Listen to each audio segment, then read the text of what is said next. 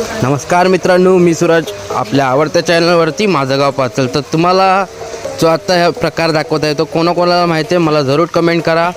कारण की आज मी तुम्हाला बोललेलो होतो मागे की ज्यावेळी रोहनाचा सीझन चालू होईल, तर रोहनाचा सीझन चालू झालेला आहे मित्रांनो.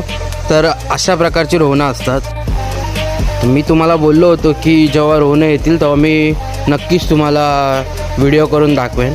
तर रोहनाचा जो फुल व्हिडिओ आहे, कारण की आत्ता एवढे रोहनं भेटलेले नाही आहेत. नॉर्मल आपल्याला 7-7 कले भेटलेले, ते घराच्या बाजूलाच मला सापडले आहेत. त्याचा व्हिडिओ मी बनवू नाही शकलो, पण तुम्हाला कशा प्रकारचे रोहनं असतात ते मी तुम्हाला दाखवत आहे, पाहू शकता तुम्ही.